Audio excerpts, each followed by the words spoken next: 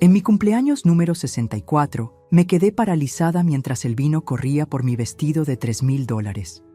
Mi nuera sonrió con desdén y dijo: «Ahora se ve tan barata como realmente es». Su madre la miraba con orgullo. Mi hijo fingió no ver, pero ninguno de ellos sabía. Esa noche sería el punto de quiebre. Mi nombre es Leonor Villagrán. Tengo 64 años. Y esa noche, frente a 80 personas que aplaudían minutos antes, sentí cómo el vino tinto bajaba lentamente por la seda italiana de mi vestido color marfil. Costó 58,000 pesos. Pero en ese momento no pensaba en el dinero. Pensaba en las risitas ahogadas, en los murmullos, en el silencio cruel que siguió al accidente. Ingrid, mi nuera, sostenía la copa vacía con esa expresión que yo conocía tan bien: fingida inocencia. Sus ojos brillaban con algo que no era arrepentimiento, era triunfo. A su lado, Graciela, su madre, se llevó la mano a la boca como si estuviera horrorizada. Pero yo vi la sonrisa que escondía detrás de sus dedos. Y Mateo, mi hijo, mi único hijo, el niño que cargué en brazos, que defendí de todo y de todos, estaba revisando su teléfono, como si nada estuviera pasando, como si su madre no estuviera siendo humillada en su propia fiesta de cumpleaños. El salón privado del restaurante azul cobalto, con sus candelabros de cristal y sus manteles bordados, se convirtió en un escenario de vergüenza. Podía sentir cada par de ojos sobre mí, algunos con lástima, otros con ese morbo que la gente siente ante la desgracia ajena. «Ay, suegrita, perdóname», dijo Ingrid con esa voz dulce que reservaba para las audiencias. «Qué torpe soy, te arruiné el vestido». Pero sus palabras siguientes las dijo más bajo, solo para mí, mientras se inclinaba a ayudarme con una servilleta. «Aunque seamos honestas, Leonor, ahora se ve tan barato como realmente eres». Algo se rompió dentro de mí en ese instante. No fue el corazón, fue algo peor. Fue la última hebra de ilusión que me mantenía creyendo que todo estaba bien, que mi familia me amaba, que yo todavía tenía un lugar en mi propia vida. Me quedé inmóvil, no porque fuera débil, sino porque finalmente, después de 5 años de humillaciones pequeñas, de desprecios disfrazados de consejos, de ser desplazada centímetro a centímetro de mi propio hogar, finalmente vi con claridad absoluta. Esto no fue un accidente, esto fue planeado. Y esa noche, manchada de vino y vergüenza, mientras todos volvían incómodos a sus conversaciones, yo tomé una decisión que cambiaría todo, pero nadie lo sabía todavía. Ni siquiera yo misma entendía hasta dónde estaba dispuesta a llegar. Porque lo que ellos no sabían era que esa noche no solo me arruinaron un vestido, me despertaron. Si esta historia te está tocando el corazón, suscríbete al canal para que sigas acompañándome en este relato. Porque lo que viene, nadie se lo esperaba. Pero antes de contarte cómo llegué a ese salón, cómo llegué a ser la mujer invisible en su propia fiesta, necesito que entiendas quién era yo antes de que Ingrid entrara en nuestras vidas como un huracán silencioso. Antes de que mi hijo se convirtiera en un extraño, antes de perderme a mí misma. Yo no siempre fui esta mujer que agacha la cabeza. Hubo un tiempo en que mi nombre significaba algo en esta ciudad. Leonor Villagrán, arquitecta. Diseñé el edificio Santander en Polanco, la Biblioteca Municipal de Coyoacán, el complejo residencial Torres del Valle que todos conocen por sus jardines verticales. Era 2013 cuando mi mundo se derrumbó. Ricardo, mi esposo, murió en un choque en la autopista México-Querétaro. Un tráiler perdió el control. Lluvia, neblina. Mi marido ya no regresó a casa. Mateo tenía 32 años. Acababa de conseguir un puesto en una empresa de tecnología. Yo tenía 52. Y de pronto, estábamos solos. 2 personas tratando de entender cómo seguir respirando cuando el centro de tu universo desaparece. Durante 1 año, apenas pude trabajar. Mateo venía cada tarde, me traía sopa, se sentaba conmigo en silencio. A veces llorábamos juntos, Otras veces, solo nos tomábamos de la mano viendo fotografías viejas. Él era mi ancla, y yo era la suya. Poco a poco, regresé a la vida. Tomé un proyecto pequeño, luego otro. Una firma internacional me ofreció liderar el diseño de un centro cultural en Barcelona. 3 años de contrato, buen salario, la oportunidad de mi carrera. Pero Mateo me miró con esos ojos que heredó de su padre y me dijo: «Mamá, te necesito cerca, por favor». Rechacé Barcelona. Compré un terreno hermoso en San Ángel, con jacarandas en la calle y vista a las montañas. Invertí mis ahorros, 4.200.000 pesos. Contraté al mejor arquitecto que conocía, yo misma, y diseñé una casa con 2 salas, una para mí, otra para Mateo y la familia que algún día tendría. Quería un hogar multigeneracional, como los de antes, donde las abuelas cocinan con las nueras, donde los nietos corren por el jardín mientras los adultos toman café en la terraza. Soñaba con eso mientras colocaba cada ladrillo, cada ventana, cada detalle. La casa quedó lista en 2015. Mateo se mudó conmigo. Fueron 2 años hermosos. Cocinábamos juntos los domingos. Él me ayudaba con mis planos. Yo lo escuchaba hablar de sus proyectos en la empresa. Teníamos nuestra rutina, nuestra paz. Hasta que en 2017, Mateo conoció a Ingrid Saldívar en una conferencia de negocios en Monterrey. Al principio, me pareció encantadora. Alta, delgada, con esa sonrisa perfecta de quien sabe exactamente cómo causar buena impresión. Venía de una familia de bien, según decía. Su padre había sido empresario textil. Su madre, Graciela, era viuda también. Ingrid fue amable conmigo las primeras semanas. Me preguntaba por mi trabajo, elogiaba la casa, me llamaba Doña Leo, con cariño fingido que yo entonces creí genuino. Se casaron en 2018. Una boda elegante en un jardín de Cuernavaca. Yo pagué la mitad, 280.000 pesos. Ingrid lloró de felicidad en mis brazos. «Siempre quise una suegra como tú», me susurró. Qué idiota fui al creerle. Los primeros meses fueron tolerables. Ingrid se mudó a la casa. Respetaba mi espacio, o eso parecía. Pero había pequeños cambios. Un cuadro que yo colgué aparecía en otro lugar. Mis especias en la cocina se reorganizaban. Mis rutinas se interrumpían con nuevas tradiciones que ella imponía. «Es que así lo hacíamos en mi casa, doña Leo», decía con esa voz suave. «No le molesta, ¿verdad?». Y yo decía que no, porque quería paz, porque quería que Mateo fuera feliz, porque una buena suegra no pelea por tonterías. Pero las tonterías se volvieron invasiones.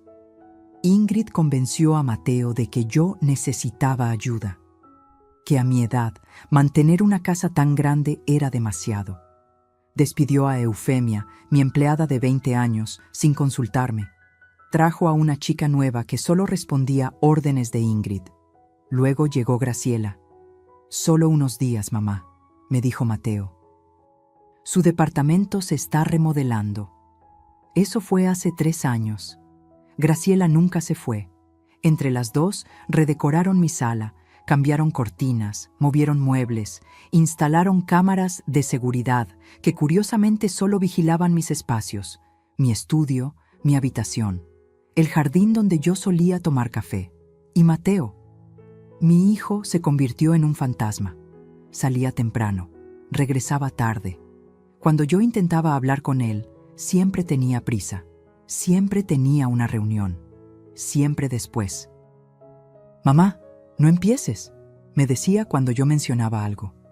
«Ingrid solo quiere ayudar. ¿Por qué siempre buscas problemas?».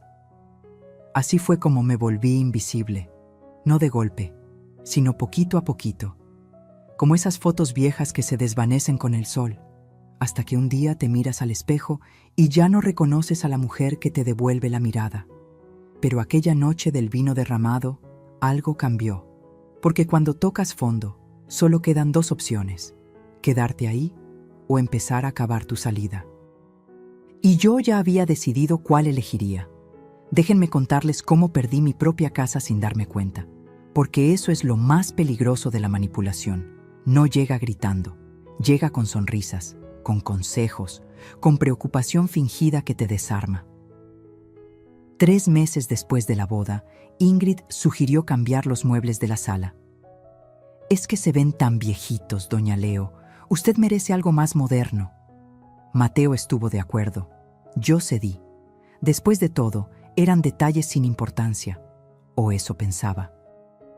Luego fue la cocina. Ingrid no soportaba mis ollas de barro, mis cazuelas heredadas de mi madre.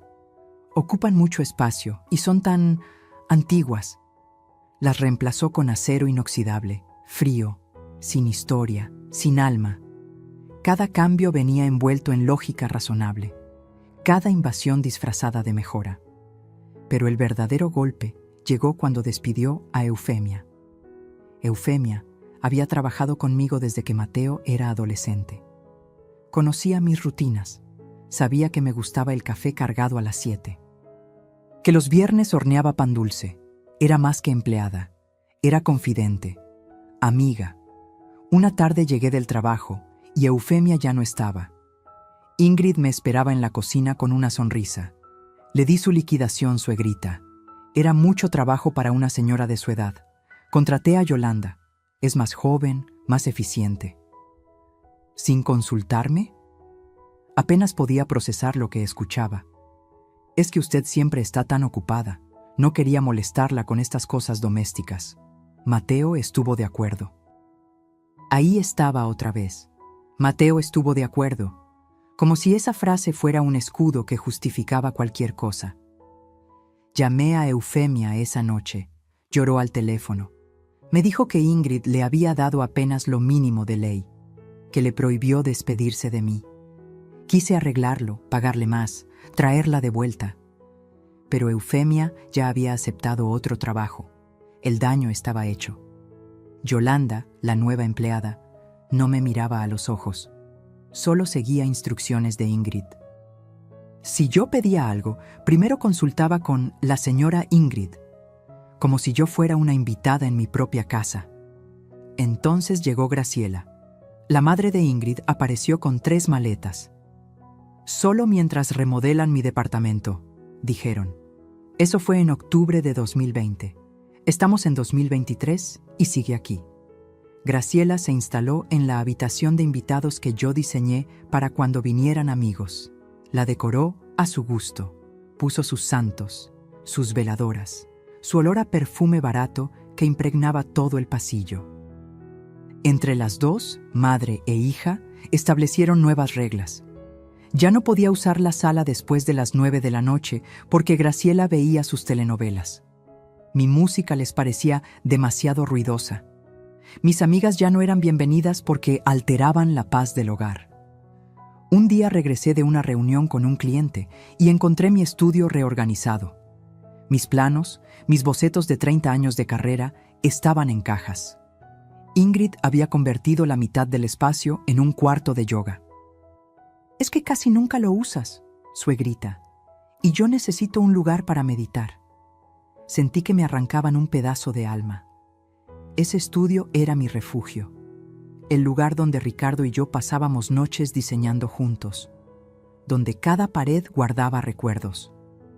«Mateo», le dije esa noche, «esto no está bien, es mi espacio de trabajo».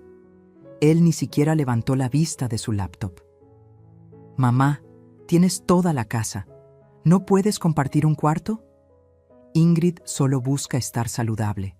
Apóyala. Apóyala. Como si yo fuera el problema. Como si pedir respeto en mi propia casa fuera ser egoísta. Las cámaras de seguridad fueron la última gota antes del cumpleaños. Ingrid las instaló por protección, dijo. Había habido robos en el vecindario. Sonaba lógico. Pero las cámaras solo apuntaban a mis zonas, mi entrada, mi jardín, el pasillo hacia mi habitación. Ninguna en las áreas de Ingrid o Graciela. Cuando pregunté por qué, Ingrid sonrió. «Es que usted es mayor, doña Leo. Si le pasa algo, necesitamos saberlo. Es por su bien, por mi bien. Todo era por mi bien, mientras ellas controlaban cada centímetro de mi vida». Dejé de invitar amigas porque Ingrid siempre encontraba forma de incomodarlas. Dejé de cocinar porque Yolanda ya se encarga. Dejé de poner música porque molestaba. Dejé de existir en mi propio hogar. Y Mateo, mi hijo, se había convertido en un extraño que solo aparecía para comer, dormir y defender cada decisión de su esposa. Trabajaba hasta tarde. Los fines de semana tenía compromisos. Las pocas veces que intenté hablar a solas con él, Ingrid siempre interrumpía. Mi amor, te necesito aquí. Ya sabes cómo se pone tu mamá cuando se siente sola. Como si yo fuera una carga, un estorbo, una anciana problemática que necesitaba supervisión. Había días en que caminaba por mi propia casa y me sentía como un fantasma, invisible, silenciosa, sin voz ni voto, hasta aquella noche del cumpleaños. Cuando el vino corrió por mi vestido y las palabras de Ingrid me atravesaron como cuchillos. Cuando finalmente entendí que esto no era descuido, era plan, un plan para borrarme, para quedarse con todo, para eliminarme sin que nadie notara que yo alguna vez había estado viva. Pero ellas cometieron un error. Me subestimaron. Creyeron que porque me callaba, estaba vencida. Creyeron que porque sonreía, era tonta. Y esa noche, manchada de vino y rabia contenida, desperté. Porque una mujer que construyó edificios con sus propias manos no se derrumba tan fácil. Solo necesita recordar quién era antes de que le dijeran quién debía ser. Esa noche, después del incidente del vino, no regresé de inmediato al salón. No podía. Las piernas me temblaban. El pecho me ardía con una mezcla de humillación y algo más oscuro. Algo que llevaba años acumulándose. Salí al jardín del restaurante. Había faroles colgando de los árboles, música suave que venía del salón. El aire fresco me golpeó la cara y recién entonces me permití respirar. Me quité los zapatos. El pasto estaba húmedo bajo mis pies. El vestido arruinado se pegaba a mi piel. 58,000 pesos convertidos en trapo manchado. Pero ya no me importaba el vestido. Me importaba el veneno en la sonrisa de Ingrid, la complicidad en los ojos de Graciela, el silencio cobarde de mi hijo. Me senté en una banca escondida entre los arbustos. Necesitaba unos minutos antes de volver a fingir que todo estaba bien. Antes de sonreír y agradecer por una fiesta que se había convertido en mi funeral público. Entonces las escuché. Voces femeninas que venían del baño exterior, cerca de donde yo estaba. La ventana estaba entreabierta. Reconocí esas risas inmediatamente. ¿Viste su cara? La voz de Ingrid rebosaba satisfacción. Pensé que se iba a poner a llorar ahí mismo. «Te pasaste, hija». Era Graciela, pero no sonaba molesta. Sonaba orgullosa. Aunque te digo, lo del vestido fue brillante. $3,000 tirados a la basura. Necesitaba que se viera exactamente como es, una vieja ridícula jugando a ser importante. Mi corazón se detuvo. No fue accidente, lo sabía, pero escucharlo confirmado era otra cosa. ¿Y Mateo?, preguntó Graciela. Mateo hace lo que yo digo. Ya lo tienes que saber, mamá. Ingrid se rió. Le digo que su madre está delicada, que necesita protección, y él firma lo que sea. ¿Ya está todo listo para el fideicomiso? Fideicomiso. Esa palabra me atravesó como una bala. Casi, respondió Ingrid. El abogado de Mateo ya preparó los documentos. Solo falta que la vieja firme. Le diremos que es para proteger su patrimonio en caso de que pierda facultades mentales, que es normal a su edad.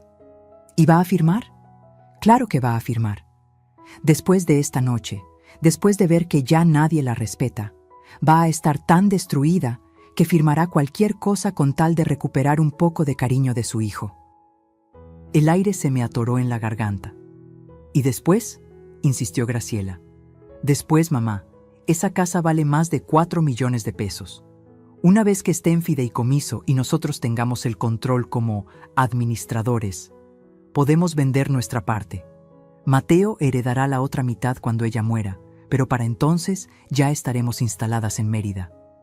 Ese departamento frente al mar que vimos, ¿te imaginas? Ingenioso, hija, aunque a veces pienso, ¿no es mucho? La pobre mujer ya está acabada. La pobre mujer, Ingrid repitió con burla, nos ha estorbado suficiente, su tiempo pasó, ahora nos toca a nosotras vivir bien.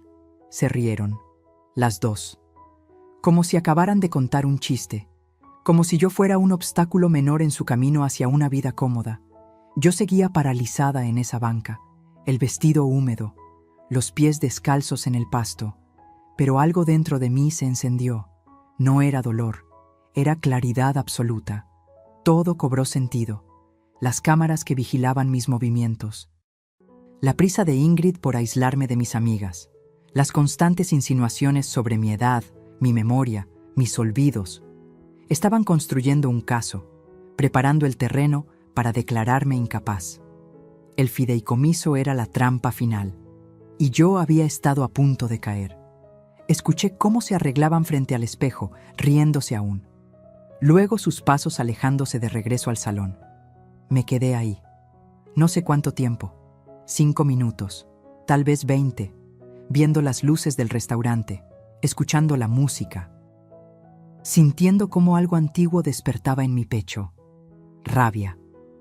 Pero no cualquier rabia.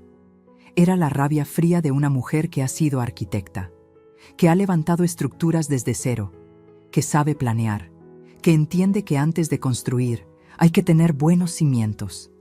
Regresé al salón. Ingrid y Graciela ya estaban en nuestra mesa, hablando con otros invitados. Mateo seguía en su teléfono. Nadie notó mi ausencia. Me acerqué a Ingrid. Le toqué el hombro suavemente. «Ingrid, hija», dije con la voz más dulce que pude fingir. «No te preocupes por el vestido. Fue un accidente. Estas cosas pasan». Ella me miró sorprendida. Esperaba gritos, esperaba drama. Le di sumisión, o eso creyó. «Ay, suegrita, qué linda es usted. De verdad lo siento tanto». «Lo sé, mija, lo sé». Sonreí. «Vamos a olvidarlo. Es mi cumpleaños. Quiero que todos seamos felices». Graciela me miró con esa expresión de triunfo mal disimulado. Mateo finalmente levantó la vista y asintió aliviado, como si yo acabara de resolver un problema que él no quería enfrentar. El resto de la noche pasó entre felicitaciones vacías y abrazos hipócritas. Corté el pastel, soplé las velitas, agradecí a todos por venir, actué como la abuelita dulce que ellas creían haber domesticado, pero dentro de mí, detrás de esa sonrisa, ya estaba trazando planos, calculando, midiendo, porque eso es lo que hacen las arquitectas, construyen. Pero también saben exactamente dónde golpear para que todo se derrumbe, y ellas acababan de entregarme el mapa completo de su plan. Grave error, porque ahora yo también tenía un plan, y a diferencia del suyo, el mío no dependía de manipular a nadie, dependía de la verdad. Y la verdad, cuando se revela en el momento correcto, puede destruir imperios construidos sobre mentiras.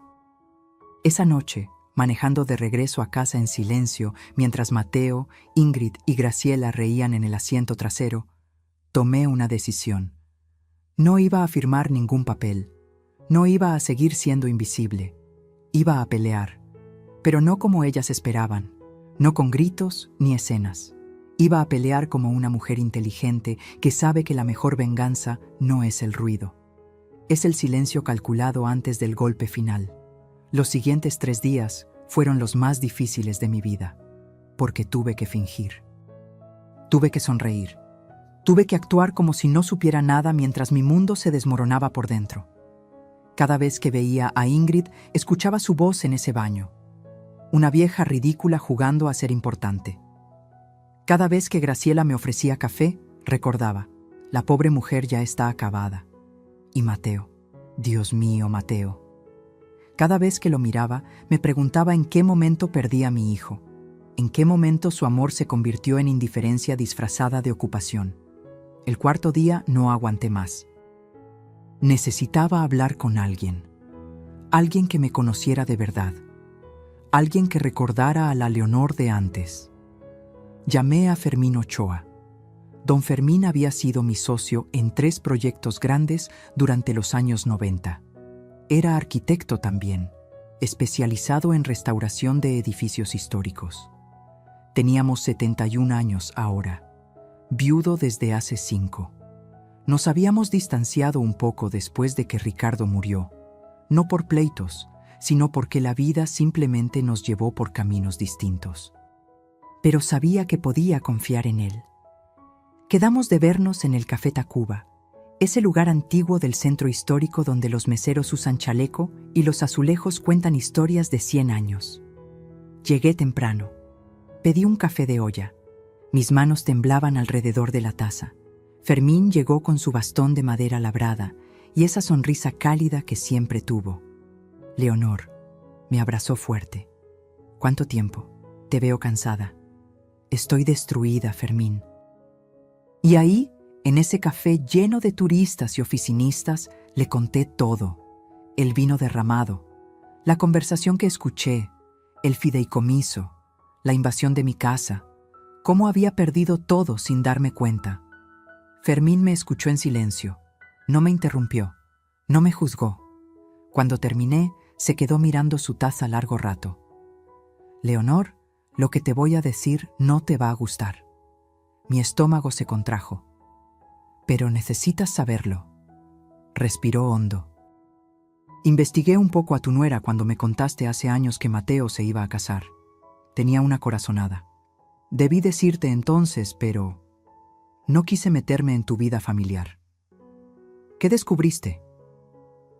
Ingrid Saldívar estuvo casada antes, en Guadalajara, con un empresario de 62 años. Duró 2 años casada con él. Cuando se divorciaron, hubo una demanda. Él la acusó de coerción financiera, de manipularlo para transferir propiedades a su nombre. El caso nunca llegó a juicio. Firmaron un acuerdo confidencial. Él le pagó 800,000 pesos para que se fuera y nunca hablara del tema. Sentí náuseas. Fermín, ¿por qué no me dijiste? Porque no tenía pruebas sólidas, porque podía ser una coincidencia, porque tu hijo parecía feliz y yo no quise ser el viejo entrometido. Me tomó la mano. Pero ahora, con lo que me cuentas, veo el patrón. Esta mujer es cazafortunas profesional y tú eres su objetivo más grande hasta ahora. Las lágrimas brotaron sin permiso. Todo este tiempo pensé que era mi culpa, que yo era difícil, que no sabía cómo ser buena suegra, pero no, yo era la presa. Necesitas ayuda legal, Leonor, ayuda seria. ¿Conoces a alguien? Fermín sonrió por primera vez esa tarde. Conozco a la mejor. Paloma Rentería. Se especializa en casos de patrimonio familiar y abuso financiero contra adultos mayores. Es implacable. Si alguien puede ayudarte, es ella. 2 días después estaba en el despacho de la licenciada Paloma Rentería. Oficina moderna en Santa Fe, piso 14, con vista a toda la ciudad. Paloma tenía unos 45 años, cabello corto, traje sastre color vino y unos ojos que te atravesaban cuando hablaba. Señora Villagrán, cuénteme todo, y quiero decir todo. Cada detalle cuenta. Le mostré documentos, estados de cuenta bancarios que logré imprimir en secreto, escrituras de la casa. Le conté sobre las cámaras, sobre Eufemia, sobre el fideicomiso que querían hacerme firmar. Paloma iba tomando notas. Su expresión se endurecía con cada cosa que yo decía. ¿Tiene usted cuentas conjuntas con su hijo? Sí, una cuenta de ahorro que abrimos hace años. Tiene acceso a ella. ¿Ha notado movimientos extraños? No lo he revisado. Confío en Mateo. Gran error. Su tono no fue cruel, pero sí directo. Necesito que me autorice revisar todas sus cuentas. Ahora. Firmé la autorización. Paloma hizo unas llamadas. En menos de 1 hora tenía los movimientos de los últimos 3 años desplegados en su computadora. Y ahí estaba. El horror en números. Retiros de 50,000 pesos, 80,000, 120,000, siempre en fechas cercanas, transferencias a una cuenta que yo no reconocía, pagos de tarjetas de crédito que no eran mías. Señora Villagrán, en los últimos 2 años han salido de su cuenta conjunta casi 890,000 pesos. ¿Autorizó usted estos movimientos? No, yo ni siquiera sabía. Esto es malversación. Abuso financiero, y tenemos pruebas documentales. Paloma siguió revisando. Encontró facturas. Una a nombre de Ingrid por un auto que yo nunca vi, 385,000 pesos. Otra por un viaje de negocios a Cancún, 95,000 pesos. Compras en tiendas departamentales, joyas, ropa. Todo pagado con mi dinero, sin mi conocimiento. Además, continuó Paloma, si intentan hacerla firmar un fideicomiso alegando incapacidad mental, necesitamos contraatacar. ¿Tiene usted algún problema cognitivo real? Ninguno. Mi médico puede confirmarlo. Perfecto. Necesito que vaya con un neuropsicólogo, que le hagan pruebas completas. Así tendremos documentación de que usted está en plenas facultades mentales. Eso destroza cualquier intento de declararla incapaz. ¿Y qué hacemos con el dinero robado? Demanda civil. Vamos a recuperar cada peso, pero eso lleva tiempo. Paloma se inclinó hacia adelante. Señora Villagrán, necesito que entienda algo. Esta batalla será fea. Su hijo va a tener que elegir un bando. Y probablemente no elija el suyo, al menos no al principio. Las palabras me dolieron, pero sabía que era verdad. ¿Está dispuesta a llegar hasta el final?, preguntó Paloma. Pensé en el vino derramado, en las risas crueles, en mi casa invadida, en mi hijo convertido en extraño, en años de humillación silenciosa. Hasta el final, respondí, aunque me cueste todo. Paloma sonrió, y en esa sonrisa vi algo que no había visto en años. Una aliada, alguien de mi lado. Entonces empecemos. Porque estas mujeres cometieron un error. Subestimaron a la arquitecta. Salí de ese despacho diferente. Ya no era la víctima asustada. Era la estratega, la constructora de planes. Ingrid y Graciela habían declarado la guerra sin saberlo. Y yo acababa de reclutar a mi ejército. Ahora solo faltaba esperar el momento perfecto para contraatacar. Porque en la arquitectura hay una regla de oro. Nunca construyes sobre terreno inestable. Primero tienes que remover la tierra podrida. Y eso, exactamente eso, era lo que yo estaba a punto de hacer. Regresé a casa esa tarde como una actriz preparándose para el papel de su vida. Paloma me había dado instrucciones claras. No cambie su comportamiento. Actúe normal, sumisa incluso. Mientras más confiadas estén, más errores cometerán. Así que eso hice. Llegué con bolsas del supermercado, saludé a Graciela que veía su telenovela. Le ofrecí galletas. Ella apenas me miró. ¡Ay, doña Leo! ¡Qué considerada! Aunque ya sabe que no debo comer harinas. Mi azúcar, ¿se acuerda? Sonreí. Disculpa, Graciela. Se me olvidó. Ingrid llegó 1 hora después de su clase de pilates. Traía pants de marca y esa sonrisa de quien acaba de gastar dinero que no ganó. Suegrita, ¿podemos hablar? Tengo algo importante. Mi corazón se aceleró, pero mantuve la calma. Claro, mija, dime.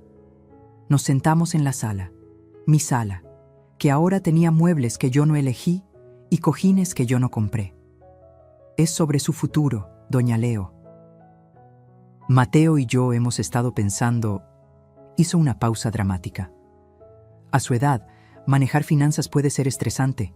¿Qué tal si ponemos la casa en un fideicomiso? Así usted no tiene que preocuparse por nada. Nosotros nos encargamos de todo. Ahí estaba. La trampa servida en bandeja de plata.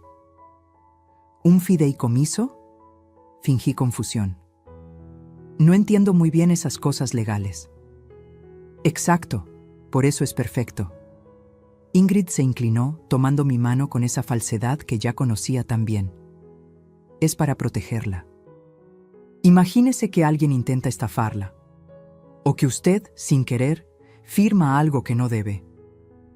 Con el fideicomiso, nosotros vigilamos que nadie se aproveche de usted. Quería arrancarle la mano. Quería gritarle que ya sabía todo. Pero Paloma tenía razón. Necesitaba más pruebas, más errores de su parte. Suena complicado. ¿Mateo está de acuerdo? Fue idea de él, suegrita. Está muy preocupado por usted. Mentira. Todo era mentira. Pero asentí como la viejita ingenua que ella creía que era. Déjame pensarlo, mija. Es una decisión grande. Vi el destello de frustración en sus ojos, pero lo disimuló rápido. Claro, claro. Tómese su tiempo, aunque el notario ya preparó todo. Solo falta su firma. Ya tenían todo listo. ¡Qué eficientes! Los siguientes días fueron tortura psicológica. Pero yo también tenía mis armas. Seguí el consejo de Paloma y contraté un técnico de confianza. Instalamos cámaras ocultas en lugares estratégicos. En mi estudio, donde Ingrid seguía entrando sin permiso. En la cocina, en la sala. También coloqué una grabadora diminuta en mi bolso. La llevaba siempre conmigo. Y empecé a documentar todo. Cada desprecio, cada humillación, cada invasión. Una tarde, Ingrid entró a mi recámara sin tocar. Yo estaba cambiándome. No le importó. Ay, perdón, suegrita. Es que necesito ese collar que me prestó. ¿Dónde lo guarda? Yo no te presté ningún collar, Ingrid. Claro que sí. El de perlas. ¿Ya se le olvidó? Me quedé helada. Ese collar me lo regaló Ricardo en nuestro 20º aniversario. Nunca lo prestaría. Debe estar en mi joyero, dije, la voz temblándome. Ingrid fue directo a él. Sacó el collar. Se lo puso frente al espejo. Ah, sí, este. Perfecto para la cena de mañana. Se lo devuelvo el jueves. Y se fue. Con mi collar. Con mi recuerdo. Pero la grabadora en mi bolsillo capturó todo. Su mentira. Su robo disfrazado de préstamo. Otra noche, escuché voces en el estudio de Ricardo. Ese espacio sagrado que nadie había tocado desde su muerte. Bajé en silencio. La puerta estaba entreabierta. Ingrid estaba fotografiando documentos con su celular. Papeles del escritorio. Archivos viejos. Buscaba algo. ¿Qué haces? Mi voz salió más firme de lo que pretendía. Se volteó. Sin vergüenza. Sin disculpas. Solo ordenando, suegrita. Este cuarto es un desastre. Ya es hora de que lo dejemos ir. ¿No cree? Ricardo ya no está. Aferrarse al pasado no es sano. Cada palabra era una puñalada. Este cuarto se queda como está. Ay, doña Leo. Su tono cambió. Se volvió frío, filoso. Usted ya no decide esas cosas. Este es el hogar de Mateo ahora. Y mío. Es hora de que acepte su lugar. ¿Mi lugar? Sí. Como invitada. Como la abuelita que vive aquí por nuestra generosidad. Se acercó a mí. Porque seamos honestas, Leonor. Usted ya no es dueña de nada. Solo que aún no lo ha entendido. Me miró con tanto desprecio que sentí el aire abandonar mis pulmones. Esta casa ya no es suya. Este espacio ya no es suyo. Su tiempo pasó. Ahora nos toca a nosotros. Y mientras más rápido lo acepte, menos doloroso será. Salió del estudio dejándome ahí, temblando de rabia y dolor. Pero lo que Ingrid no sabía era que la cámara oculta en el librero había grabado cada palabra, cada gesto, cada amenaza. Seguí juntando evidencia. Paloma me enseñó a revisar mis cuentas. Descubrimos más cargos. Una laptop de 35,000 pesos. Tratamientos de belleza por 48,000. Muebles para un departamento que yo no conocía, 127,000 pesos. Están preparando su nido, me dijo Paloma. Ya tienen otro lugar. Solo esperan desplumarla completamente antes de irse. También descubrí algo sobre Graciela. Paloma contrató un investigador privado. Resultó que la madre de Ingrid tenía deudas de juego, casinos en línea, apuestas deportivas. Debía 320,000 pesos a prestamistas. Por eso vivía en mi casa. No porque su departamento estuviera en remodelación, porque no tenía departamento. Lo había perdido 6 meses antes de mudarse temporalmente conmigo. Todo era mentira. Cada palabra, cada sonrisa, cada suegrita envenenado. Pero yo seguía actuando. Preparé café, limpié aunque Yolanda estuviera ahí. Sonreí en las cenas. Pregunté cómo les fue en el día, y ellas, confiadas, bajaron la guardia. Una noche las escuché en el jardín. Graciela fumaba. Ingrid tomaba vino. Yo estaba en mi habitación, pero la ventana daba justo ahí, y la grabadora estaba encendida. ¿Cuánto crees que tarde en firmar?, preguntó Graciela. Poco, ya la tengo donde quiero. Está asustada, sola. Cada día la veo más pequeña, más vencida. ¿Y si se niega? No se va a negar. Le diremos que si no firma, Mateo va a pensar que no confía en él. Eso la destrozará. Firmará. Y en cuanto tengamos el control, vendemos. Ya tengo 2 compradores interesados. La casa vale fácil 4,5 millones ahorita. Dividimos y nos vamos. ¿Y Mateo? Mateo hace lo que yo digo. Siempre lo ha hecho. Se rió. Es tan fácil manipular a los hombres cuando creen que están tomando las decisiones. Ojalá se caiga por las escaleras y resuelva el problema más rápido. Graciela rió también. Esa frase, esa maldita frase quedó grabada en audio perfecto. Al día siguiente llamé a Paloma. Ya tengo todo, le dije. Cada palabra, cada mentira, cada amenaza. Perfecto. Entonces es hora. ¿Está lista, señora Villagrán? Miré por la ventana. Vi a Ingrid en el jardín, regando plantas que yo sembré, en tierra que yo pagué, en un hogar que yo construí. Lista, respondí. Que empiece el juego de verdad. Porque ya había jugado a ser invisible, ya había jugado a ser débil. Ahora iba a jugar con mis propias reglas. Y en este juego yo conocía cada rincón del tablero, porque yo lo había diseñado. Pasaron 2 semanas más de simulación. 2 semanas donde cada día me costaba más mantener la máscara. Pero Paloma insistía. Necesitamos que ellas se sientan completamente seguras, que cometan el error definitivo. Y lo cometieron.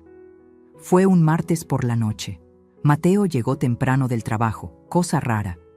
Me pidió que nos sentáramos a hablar. Ingrid y Graciela también estaban ahí, como buitres esperando su festín.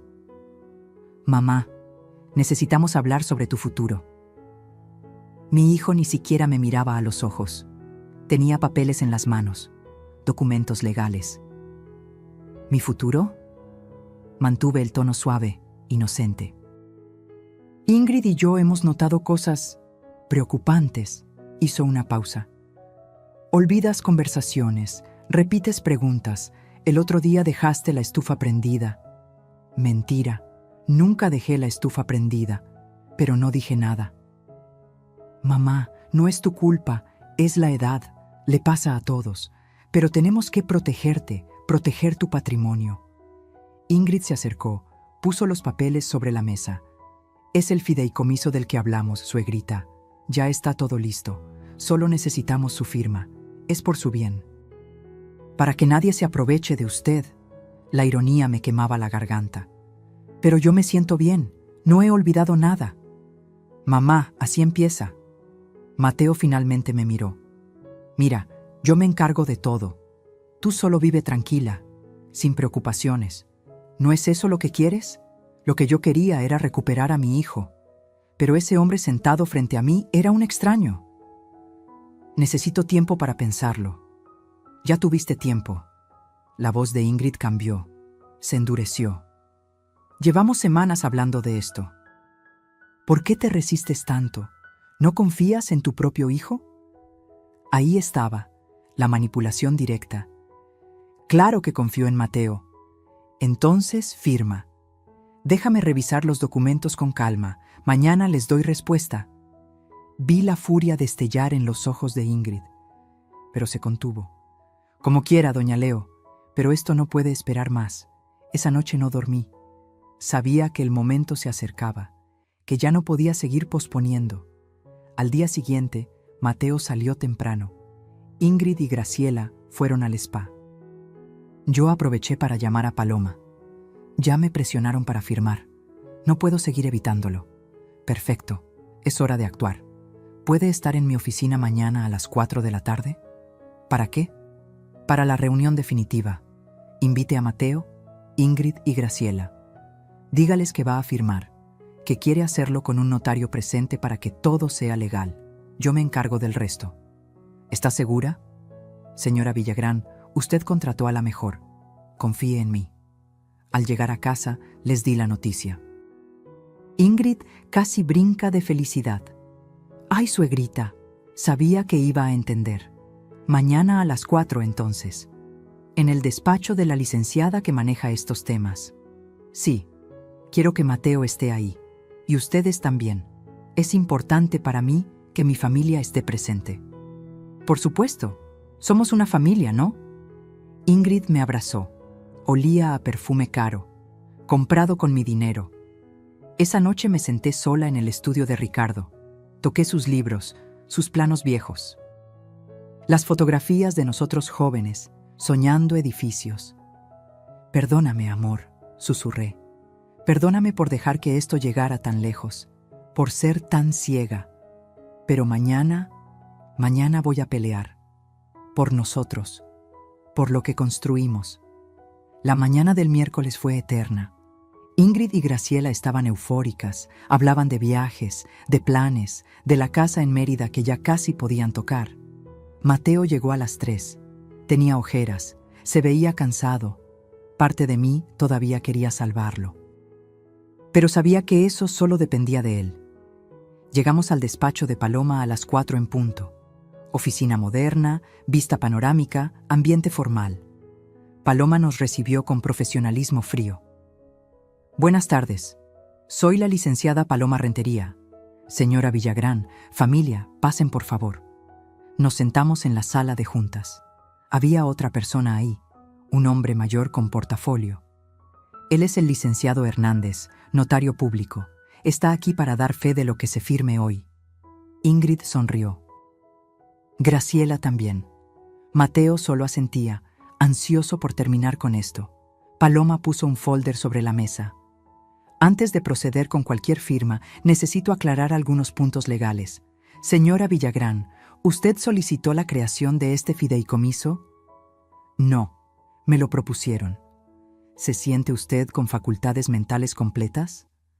Completamente. ¿Ha sido evaluada recientemente?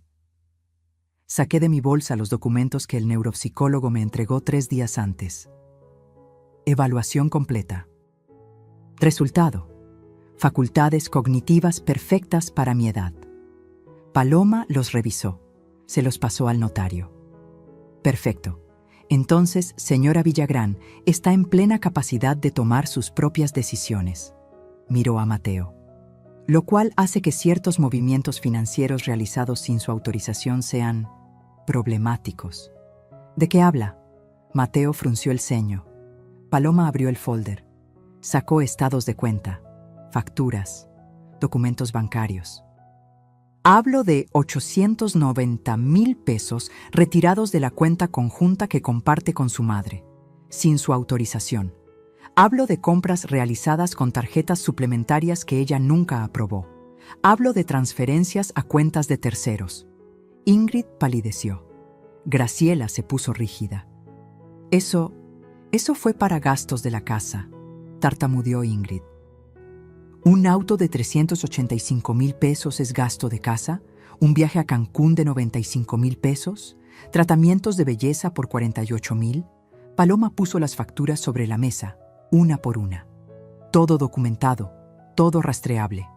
Mateo autorizó esos gastos, dijo Ingrid, su voz subiendo de tono. Mateo tiene acceso a la cuenta, pero no tiene autoridad legal para gastar sin consentimiento de la titular. Y la titular es la señora Villagrán. Paloma se volteó hacia mí. ¿Autorizó usted estos gastos? No. Ni siquiera sabía de ellos. Mamá, tú me dijiste que usara la cuenta para lo que necesitáramos, dijo Mateo desesperado.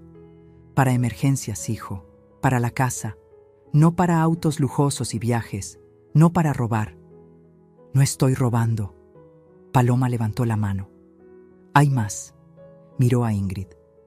Señora Saldívar, ¿Sabía usted que existe un acuerdo confidencial firmado en Guadalajara en 2015, donde su exesposo la acusó de coerción financiera? El silencio fue absoluto. Mateo volteó a ver a Ingrid, confusión en su rostro. ¿De qué habla? Es mentira, susurró Ingrid. Eso es privado. Era privado.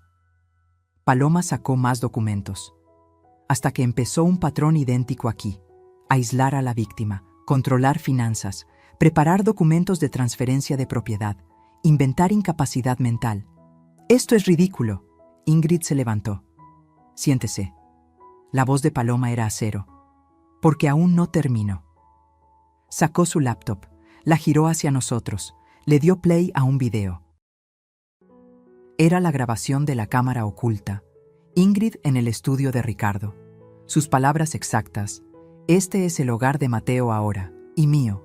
Usted ya no es dueña de nada. Mateo se quedó congelado viendo la pantalla. Paloma puso otro audio. La conversación del jardín. La voz de Ingrid. Es tan fácil manipular a los hombres cuando creen que están tomando las decisiones. Y luego, la voz de Graciela. Ojalá se caiga por las escaleras y resuelva el problema más rápido. El rostro de Mateo se descompuso. Vi cómo algo se rompía en sus ojos, como si finalmente despertara de un sueño. Esto no puede ser real, murmuró. Es muy real. Paloma cerró la laptop. Y es evidencia suficiente para una demanda por abuso financiero, coerción y amenazas. Ingrid estaba lívida. Graciela lloraba en silencio. Mateo, mi amor, ¿yo puedo explicar? Ingrid intentó tomarlo del brazo. Él se apartó como si ella quemara. ¿Cuánto?, me preguntó, la voz quebrada. ¿Cuánto te robamos? Casi 900,000 pesos. Documentados. Mi hijo se llevó las manos a la cara. Sus hombros temblaban. Dios mío, mamá, yo no sabía.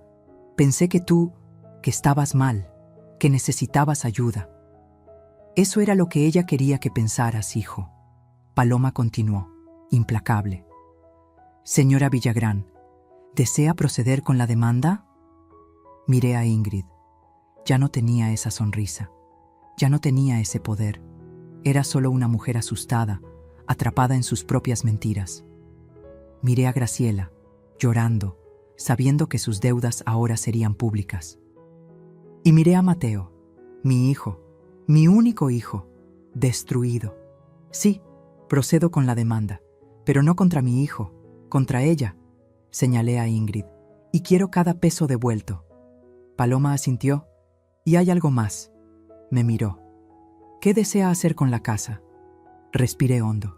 Esta era la parte más dolorosa. La casa la construí yo, con mi dinero, para mi familia, pero ya no hay familia ahí, solo hay veneno, así que vendo, y que nadie se quede con nada de lo que fue nuestro. Mateo me miró con lágrimas en los ojos. Mamá, por favor, hijo, te amo, siempre te amaré, pero necesito alejarme de este dolor, y tú necesitas decidir quién quieres ser, si el hombre que tu padre hubiera estado orgulloso de conocer, o el títere de una mujer que solo te usó. Me levanté. Las piernas me temblaban, pero la voz salió firme. No voy a firmar ningún fideicomiso. Voy a recuperar mi dignidad. Y ustedes van a aprender que las mujeres de mi edad no somos presas fáciles. Somos sobrevivientes. Y cuando nos levantan, nos levantamos con todo. Salí de esa oficina con Paloma a mi lado. Dejé atrás a Ingrid gritando, a Graciela sollozando, a Mateo destrozado, y por primera vez en 5 años sentí que podía respirar. Los siguientes días fueron un caos controlado. Paloma actuó con la precisión de un cirujano. Bloqueó todas las cuentas conjuntas. Revocó los poderes notariales que me habían hecho firmar meses atrás bajo el pretexto de agilizar trámites. Presentó la demanda civil por malversación de fondos y coerción patrimonial. Todo pasó tan rápido que Ingrid no tuvo tiempo de reaccionar. Yo regresé a la casa esa noche. Mateo no estaba. Ingrid y Graciela tampoco. La casa vacía se sentía extraña. como un museo de una vida que ya no existía. Me senté en la cocina, preparé café, el mismo café que Eufemia hacía antes, y lloré. Lloré por todo lo perdido, por mi hijo, por los años desperdiciados, por la familia que nunca fue. Pero también lloré de alivio, porque finalmente había dicho basta. Mateo llegó cerca de medianoche. Se veía destrozado, ojos rojos, ropa arrugada. Se sentó frente a mí sin decir palabra. El silencio duró minutos eternos. «Lo siento», dijo finalmente, la voz apenas un susurro. «Mamá, lo siento tanto». «Lo sé, hijo. Yo pensé que estaba haciendo lo correcto. Ingrid me decía que estabas olvidando cosas, que te confundías. Yo solo quería protegerte». «¿Y por qué nunca me preguntaste a mí? ¿Por qué nunca hablaste conmigo directamente?» Se quebró. Las lágrimas corrieron por su rostro. Porque era más fácil creerle a ella que enfrentar que mi mamá estaba envejeciendo. Porque tenía miedo de perderte como perdí a papá. Y ella usó ese miedo. Lo retorció. «Mateo, yo no estoy senil, estoy perfectamente bien, pero tú elegiste no verlo». «Ya lo sé. Dios, ya lo sé». Se cubrió el rostro. Vi los videos, escuché los audios. Cada palabra que dijo sobre ti, sobre mí, cómo se reía de lo fácil que era manipularme. ¿Dónde está ella?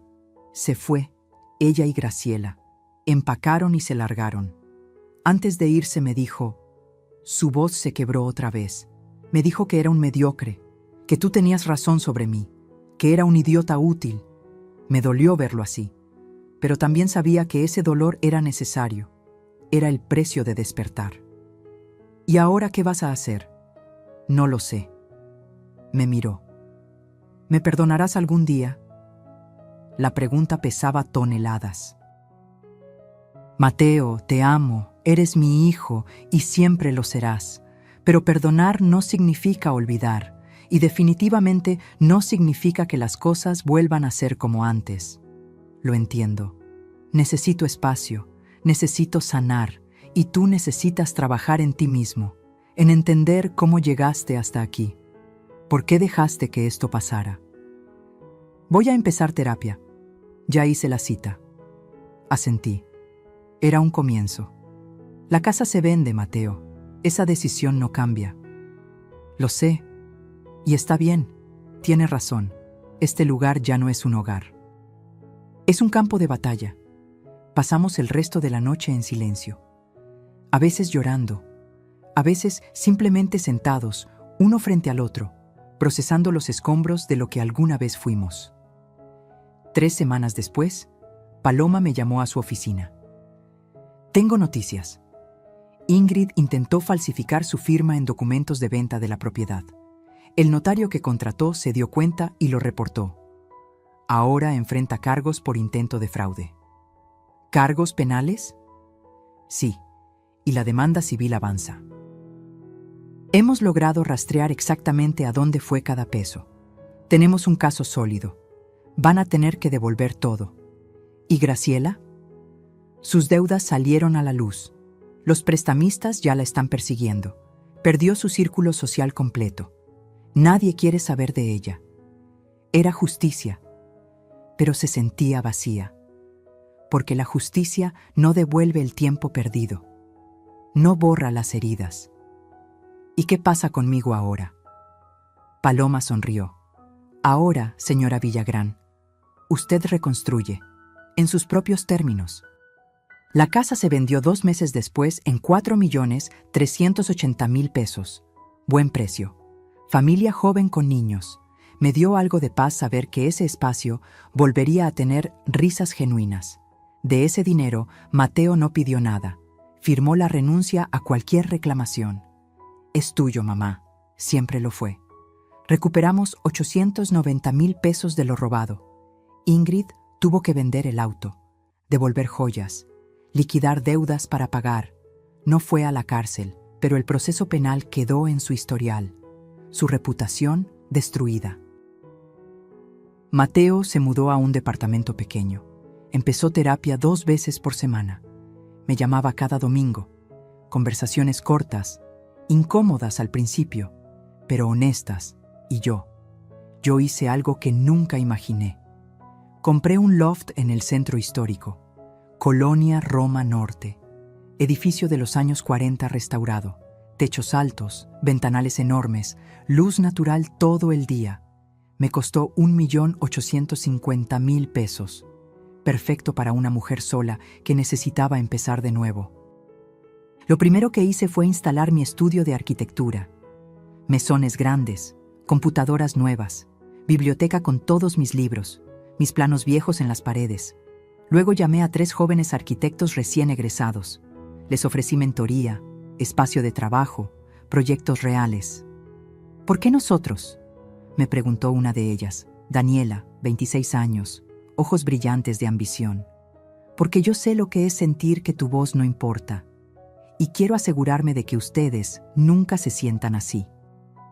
Tomamos un proyecto. Renovación de una escuela pública en Iztapalapa. No pagaba mucho, pero era importante, real, con propósito. Me levanté cada mañana con energía que creí perdida. Trabajé, diseñé, enseñé. Volví a ser Leonor Villagrán, arquitecta. No solo la mamá de alguien, no solo la víctima de algo. Yo. Completa. Por primera vez en años, reconecté con Silvia, mi amiga de toda la vida. Esa que Ingrid había logrado alejar con sus manipulaciones.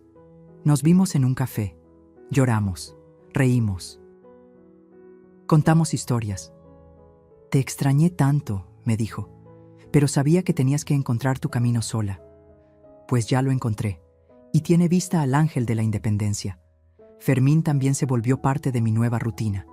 Cafés los miércoles, exposiciones los sábados. No era romance, era compañía genuina, conversaciones sin agenda oculta, sin manipulación. Solo 2 personas mayores disfrutando de la vida que les quedaba. Un domingo, 6 meses después de la venta, Mateo vino a visitarme. Traía flores, girasoles, mis favoritos. Había olvidado que le gustaban. El lugar está hermoso, mamá. Gracias, hijo. Recorrimos el loft. Le mostré mis proyectos. Me contó de su terapia, de cómo estaba aprendiendo a poner límites, a reconocer manipulación, a no tener miedo de estar solo. ¿Crees que algún día podamos, no sé, ser familia otra vez?, preguntó, la voz cargada de esperanza frágil. Me senté frente a él. Lo miré realmente. Vi al hombre que era, no al niño que fue. Mateo, somos familia, siempre lo seremos, pero la familia que éramos ya no existe. Murió junto con la confianza. Lo que podemos construir ahora es algo nuevo, algo diferente, algo basado en respeto mutuo, no en obligación. ¿Cómo hago eso? Con acciones, hijo, no con palabras. Las palabras son baratas, los hechos construyen puentes, y esos puentes toman tiempo. Asintió, lo entendió, y por primera vez vi en sus ojos algo que no había visto en años. Madurez real. Antes de irse me abrazó. Fuerte, como cuando era niño y tenía pesadillas. Te amo, mamá, y voy a pasarme el resto de mi vida demostrándote que merezco tu perdón. No necesitas mi perdón, hijo. Necesitas el tuyo propio. Lo vi salir, caminar por la calle, perderse entre la gente del centro, y respiré, profundo, libre. Esa noche me senté en mi terraza. El sol se ocultaba detrás de los edificios. La ciudad brillaba con luces naranjas. Tenía un café en las manos, música suave en el fondo. Y por primera vez en 5 años me sentí en casa, no en un lugar, sino en mí misma, porque eso era lo que había recuperado. No una propiedad, no dinero. Me había recuperado a mí misma. La Leonor que diseñaba edificios, que soñaba grande, que no pedía permiso para existir. Y esa mujer, esa arquitecta de 64 años que había sobrevivido traición, manipulación y pérdida, estaba lista para construir su mejor obra, el resto de su vida. Pasaron 8 meses desde aquella reunión en el despacho de Paloma. 8 meses donde todo cambió de formas que nunca imaginé. La demanda civil siguió su curso, lento, como todo lo legal en este país, pero Paloma era implacable. Cada audiencia, cada presentación de pruebas, era un golpe más contra el castillo de mentiras que Ingrid había construido. En la tercera audiencia, el juez revisó las grabaciones. Vi cómo su expresión cambiaba al escuchar aquella frase. Ojalá se caiga por las escaleras y resuelva el problema más rápido. Esto no es solo malversación, dijo el juez. Esto es premeditación de daño. Esto roza lo criminal. Ingrid intentó defenderse. Contrató un abogado caro. Argumentó que las grabaciones eran ilegales, que yo la había provocado, que todo era un malentendido entre familia. Pero las pruebas eran abrumadoras. Estados de cuenta, facturas, correos electrónicos donde le daba instrucciones a Mateo sobre cómo convencer a tu madre de que ya no puede manejar sus finanzas. Mensajes de texto con Graciela planeando la venta de la casa. Todo documentado, todo irrefutable. El proceso de divorcio de Mateo fue rápido, sin hijos de por medio, sin bienes compartidos reales. Ingrid pidió pensión alimenticia. El juez se la negó. Usted tiene capacidad de trabajar, señora, y francamente, su conducta en este caso no amerita ningún tipo de compensación. Vi a Ingrid salir de esa sala. Ya no era la mujer elegante de sonrisa calculada. Traía el cabello sin arreglar. Ropa normal, sin marcas, ojeras profundas. La máscara había caído completamente. Por un momento, solo un momento, sentí lástima, pero luego recordé sus palabras. Recordé cada humillación, cada mentira, y la lástima se evaporó. Graciela fue el caso más triste. Sus deudas la alcanzaron. Los prestamistas demandaron. Tuvo que declararse en quiebra. Su círculo social, esas amigas con las que jugaba cartas y presumía de su hija exitosa, le dieron la espalda. Terminó viviendo en un cuarto de azotea en Naucalpan, sola, sin las comodidades que disfrutó en mi casa durante 3 años. Fermín me contó que la vio una vez en el mercado, cargando bolsas pesadas. Se veía 10 años más vieja. ¿Sentiste algo?, me preguntó. Sentí que cada quien tiene lo que sembró, respondí. Pero lo más duro fue Mateo, porque con él no hubo justicia clara, solo consecuencias. Perdió su trabajo. La empresa consideró que el escándalo familiar afectaba su imagen.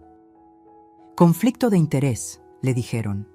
Lo despidieron con lo mínimo. Tuvo que vender su auto, mudarse a un departamento más barato, ajustarse a una vida que no conocía, la vida de quien tiene que empezar desde abajo otra vez. Pero lo más importante, perdió su ilusión de quién era. Durante años se creyó el hombre exitoso, el hijo protector, el esposo enamorado, y todo era mentira, era un títere, un instrumento en manos de alguien más. Esa revelación lo destruyó de formas que el dinero no podía arreglar. Siguió yendo a terapia, me llamaba cada semana, al principio solo para disculparse, luego para contarme sobre su proceso. El terapeuta dice que tengo codependencia, me dijo un día, que toda mi vida he buscado validación externa, primero de papá, luego de ti, después de Ingrid. Nunca aprendí a validarme a mí mismo. ¿Y ahora? Ahora estoy aprendiendo. Es doloroso, pero necesario. Hubo un día, casi un año después de todo, que Mateo llegó a mi loft sin avisar. Traía una carta escrita a mano. No quiero que la leas frente a mí, dijo, pero necesito que la tengas. Es todo lo que nunca supe decirte, todo lo que debí haber dicho hace años. La carta tiene 12 páginas. La leí esa noche, sola en mi terraza. Lloré en cada párrafo. Mateo reconocía todo, su cobardía, su ceguera, cómo eligió la comodidad de creer mentiras antes que la incomodidad de enfrentar verdades. Cómo me falló no solo como hijo, sino como ser humano, pero también hablaba de cambio, de cómo estaba reconstruyéndose, de los errores que nunca volvería a cometer, de la promesa de ser mejor, no para recuperarme, sino para respetarse a sí mismo. Terminaba con una frase que me rompió. No espero tu perdón, mamá. Solo espero que algún día, cuando pienses en mí, no solo veas al hijo que te traicionó, sino al hombre que aprendió demasiado tarde, pero aprendió al fin. Guardé esa carta en un cajón especial, junto a las fotos de Ricardo. Las cosas que duelen, pero que necesitas conservar. ¿Perdoné a Mateo? Esa pregunta me la hice 1000 veces. La respuesta no es simple, porque el perdón no es un interruptor que prendes y ya, es un proceso. Algunos días lo perdonaba completamente, otros días la rabia volvía y me preguntaba cómo pudo ser tan ciego. Pero lo que sí hice fue darle espacio para crecer, para cambiar. Para demostrar con hechos, no con palabras, que era diferente. Y lentamente, muy lentamente, algo se reconstruyó entre nosotros. No la relación de antes. Esa murió, pero algo nuevo, más honesto, más frágil, sí, pero también más real. En cuanto a Ingrid, el final legal llegó 14 meses después del inicio. El juez falló a mi favor en todo. Tenía que devolverme los 890,000 pesos más intereses. Un total de 1,047,000 pesos. Vendió todo lo que tenía. Joyas, ropa de marca. El carro que compró con mi dinero. No fue a prisión, pero quedó con antecedentes penales. Intento de fraude. Cualquier futuro empleo, cualquier trámite legal llevaría esa marca. La última vez que supe de ella, estaba trabajando en un call center, viviendo con una prima en Ecatepec. Su Instagram, que antes estaba lleno de fotos en restaurantes caros y viajes, ahora estaba privado. Había caído, fuerte, y aunque parte de mí sabía que debía sentir compasión, no podía. Porque ella no solo me robó dinero, me robó años, paz, dignidad. Así que sí, fue justicia poética. Cada quien terminó exactamente donde sus acciones los llevaron. Graciela sola en su cuarto de azotea. Ingrid, con su reputación destruida y su futuro limitado. Mateo trabajando en sí mismo, enfrentando quién había sido. Y yo reconstruida, con mi estudio funcionando, con 3 jóvenes arquitectos bajo mi mentoría, con proyectos que me emocionaban, con amigas recuperadas. Con Fermín visitándome cada semana para ir a museos y conciertos, con una vida que finalmente era mía. Una tarde, Daniela, mi aprendiz más talentosa, me preguntó mientras revisábamos planos: «Doña Leo, ¿cómo hizo para levantarse después de todo lo que pasó?». La miré, 26 años, toda la vida por delante, y recordé a la Leonor de 26, diseñando su primer edificio, creyendo que el mundo era justo. «No te levantas de golpe», le dije. «Te levantas poquito a poquito. Primero las rodillas, luego las manos, luego la cabeza, y un día te das cuenta de que ya estás de pie, y que las cicatrices no te hicieron más débil, te hicieron más sabia». Sonrió. Siguió trabajando. Y yo también, porque eso es lo que hacemos las sobrevivientes. Seguimos, construimos, creamos. Porque la mejor venganza no es el castigo al otro, es tu propia felicidad recuperada. Y yo, Leonor Villagrán, arquitecta de 65 años, finalmente era feliz.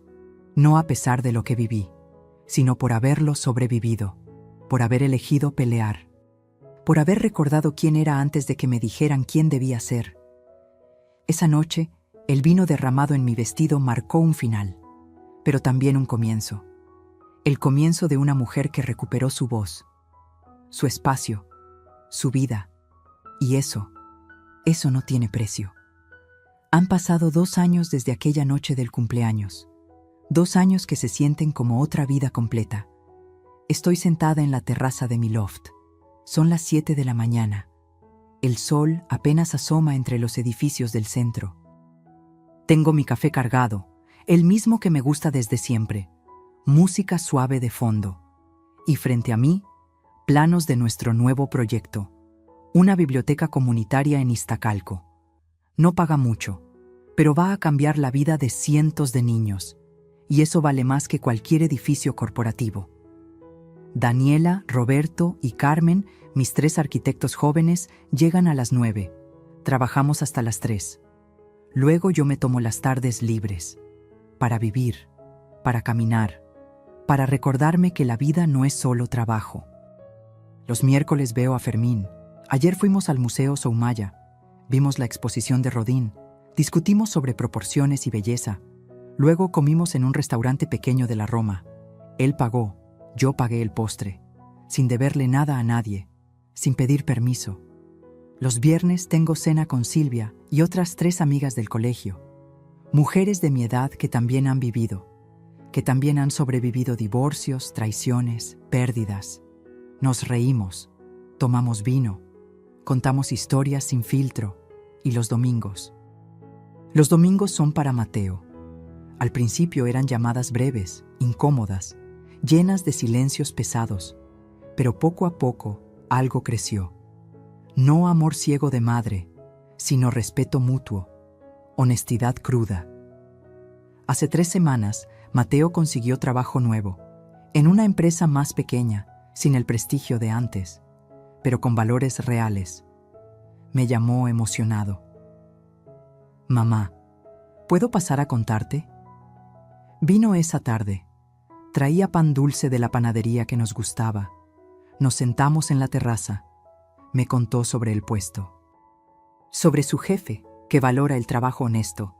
Sobre cómo se siente construyendo algo real. Estoy orgulloso de ti, hijo. Se le llenaron los ojos de lágrimas. ¿De verdad? ¿De verdad?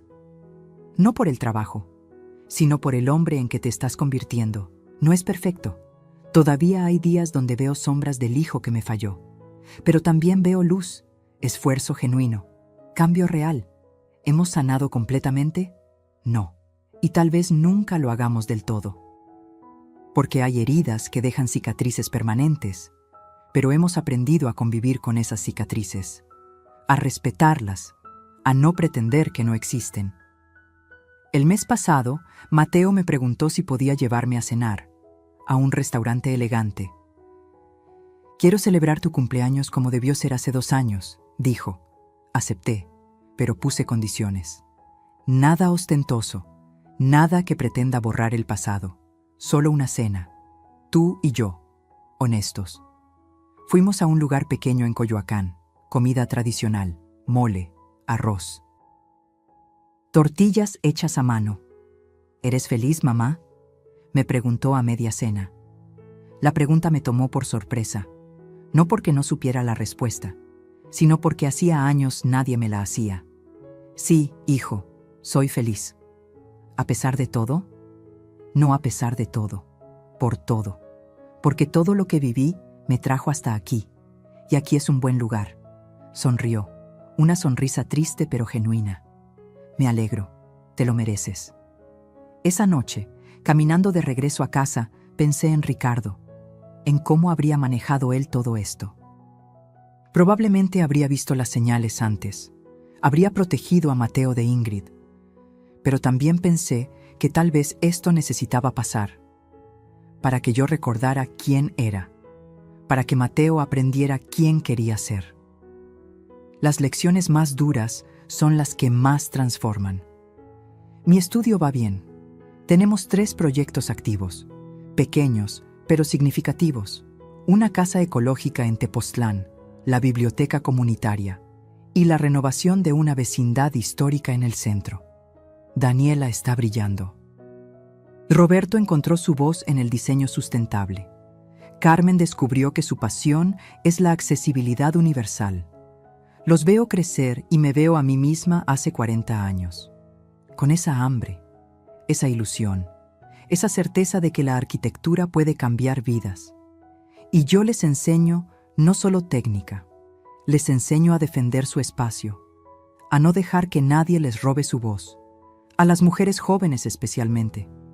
No dejen que les digan que son demasiado, les digo, demasiado viejas, demasiado jóvenes, demasiado sensibles, demasiado duras.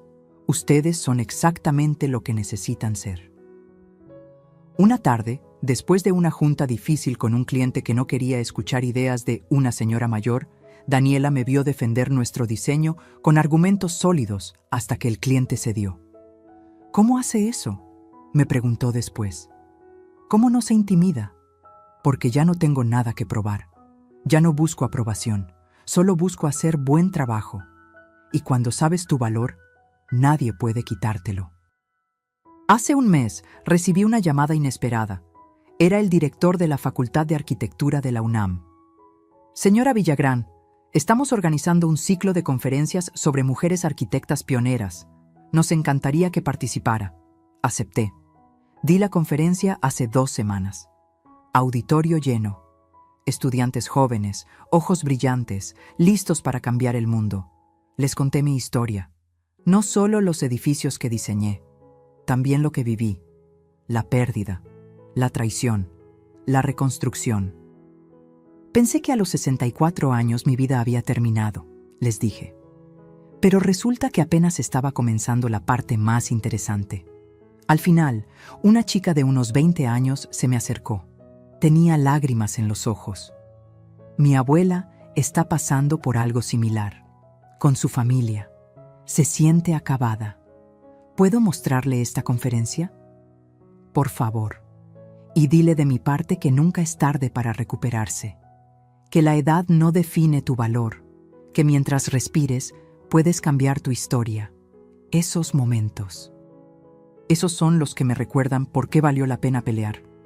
No solo por mí, sino por todas las mujeres que creen que después de cierta edad deben volverse invisibles, complacientes, silenciosas. No. 1000 veces no. Esta mañana, mientras preparaba mi café, me vi en el espejo. Tengo 65 años, canas que ya no tiño, arrugas que cuentan historias, manos que construyeron edificios y ahora construyen sueños nuevos. Y me gustó lo que vi.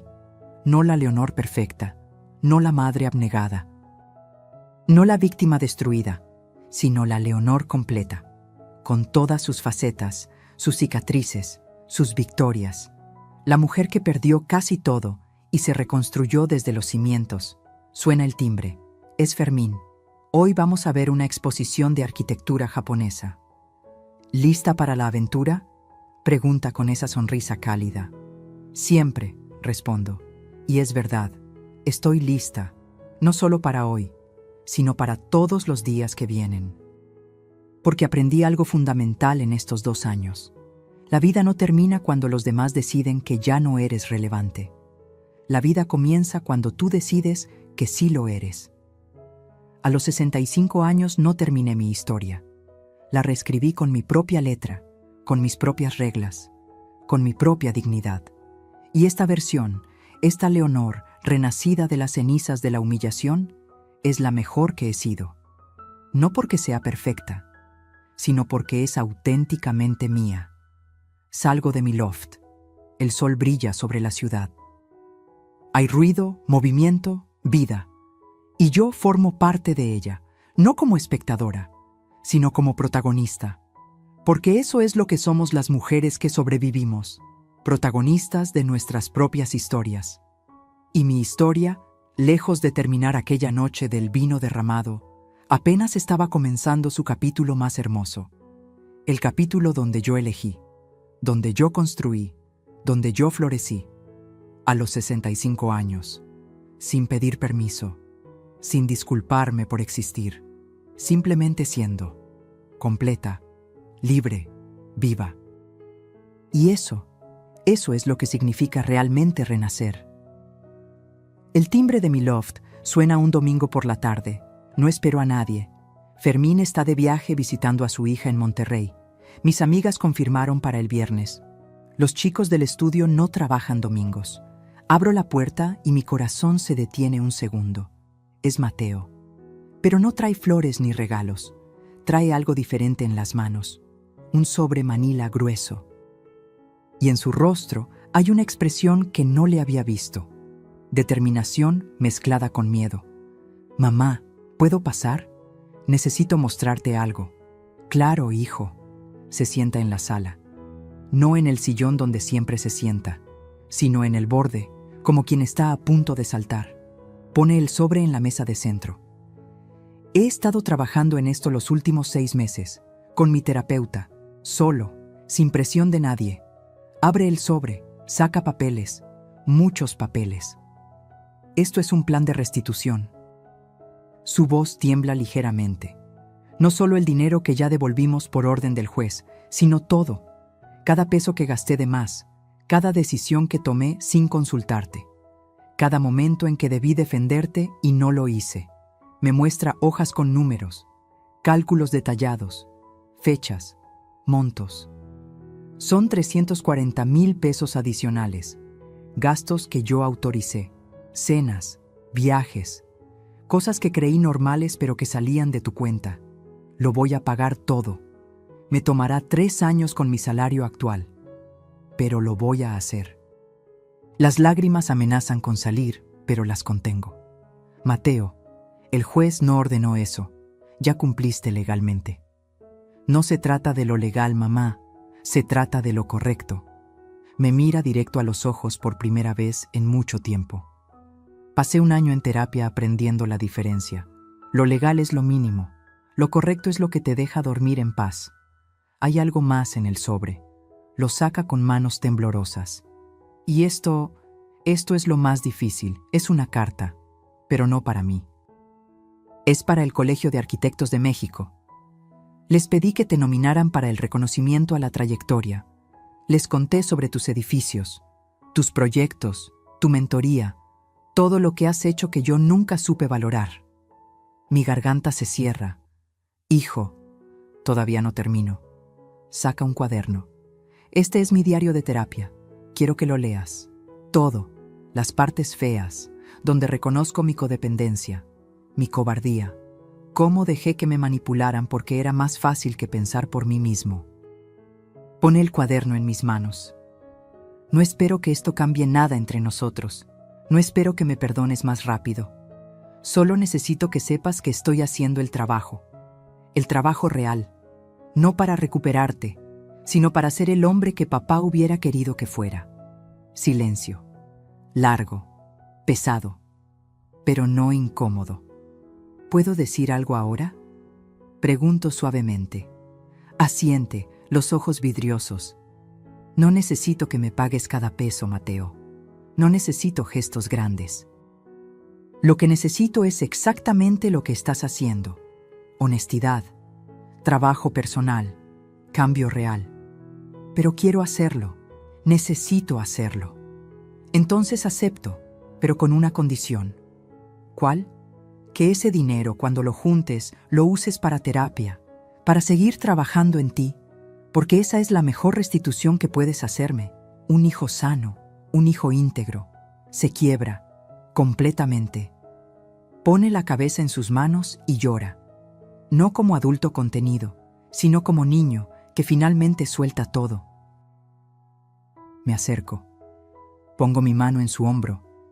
No lo abrazo, todavía no, pero lo acompaño en su llanto, porque eso es lo que somos ahora, no madre salvadora e hijo perdido, sino 2 adultos aprendiendo a relacionarse desde la verdad, desde el respeto, desde el trabajo difícil de reconstruir lo roto. Las palabras son fáciles, Mateo, los hechos son los que construyen puentes. Lo sé. Por eso no te pido nada, solo te muestro lo que estoy haciendo y seguiré mostrándote, cada mes, cada año. El tiempo que sea necesario. Levanta la cabeza, se limpia las lágrimas. ¿Sigues viniendo a cenar los domingos? Pregunto. Si me lo permites. Te lo permito, pero ahora traes el postre y me cuentas algo verdadero de tu semana, no lo bonito, lo real. Sonríe, una sonrisa pequeña pero genuina. Trato hecho. Antes de irse, se detiene en la puerta. Mamá, gracias. ¿Por qué? Por no rendirte conmigo, por poner límites, por obligarme a crecer aunque doliera. Porque si me hubieras perdonado fácil, si hubieras dejado que todo siguiera igual, yo nunca habría cambiado. Seguiría siendo ese hombre débil que dejó que abusaran de su madre. Los límites no son castigo, hijo. Son amor. El amor verdadero protege. Y a veces proteger significa decir no. Asiente. Se va. Me quedo sola con el sobre Manila. El plan de restitución. El diario. La carta al colegio de arquitectos. Leo el diario esa noche. No todo. Solo fragmentos. Veo su dolor. Su vergüenza. Su trabajo real para entender cómo llegó a ser quien fue. Y por primera vez en 2 años, siento algo que creí perdido. Esperanza. No de que todo vuelva a ser como antes, sino de que podamos construir algo nuevo, algo mejor, algo basado en verdad y no en fantasía. 3 semanas después recibo un correo del Colegio de Arquitectos. Me nominaron. No solo por mi trayectoria profesional, sino por mi trabajo de mentoría con jóvenes arquitectos. Lloro leyendo ese correo, no de tristeza, de alegría pura. Porque alguien vio, alguien valoró. La ceremonia es en 2 meses. Me invitan a llevar acompañantes. Invito a Fermín, a Silvia, a Daniela, Roberto y Carmen. Y sí, invito a Mateo. ¿Estás segura?, me pregunta cuando lo llamo. Segura, eres mi hijo, y quiero que veas lo que construí cuando finalmente dejé de hacerme pequeña para que otros se sintieran grandes. El día de la ceremonia me pongo un vestido color vino, elegante pero cómodo, tacones que puedo caminar. Cabello suelto con mis canas plateadas brillando bajo las luces. Mateo llega temprano a recogerme. Trae traje. Se ve bien, pero más importante, se ve en paz. En el auto me dice: «Estoy orgulloso de ti, mamá. Siempre debí estarlo, pero estaba demasiado ocupado pretendiendo ser alguien que no era para ver quién eras tú realmente». Gracias, hijo. Eso significa mucho. La ceremonia es hermosa. Dan el reconocimiento. Hablo frente a cientos de personas. Cuento mi historia. No solo los edificios. También la caída y el renacimiento. A todas las mujeres aquí presentes, digo en mi discurso final, especialmente a las que sienten que su mejor época ya pasó. Les digo que están equivocadas. Su mejor época es ahora, es siempre ahora. Mientras tengan voz, úsenla. Mientras tengan fuerza, luchen. Mientras tengan vida, vivan. No para otros, para ustedes. La ovación es larga, emotiva. Después, en la recepción, Mateo se acerca con una copa de jugo en la mano. ¿Recuerdas aquella noche del vino?, pregunta. ¿Cómo olvidarla?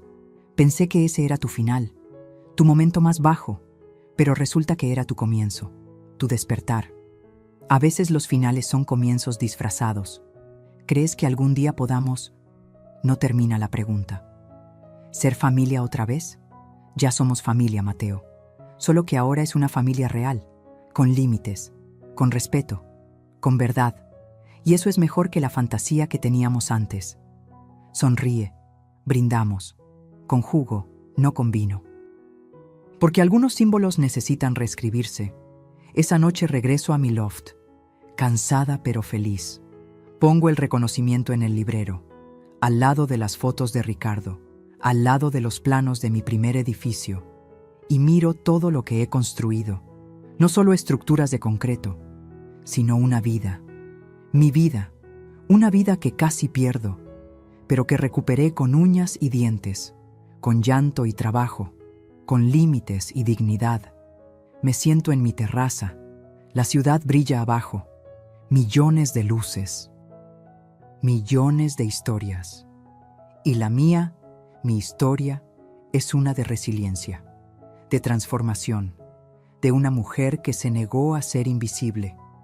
Pienso en todas las mujeres que están pasando por lo que yo pasé, sintiendo que no valen, que su tiempo terminó, que deben conformarse con las migajas de respeto que otros les dan.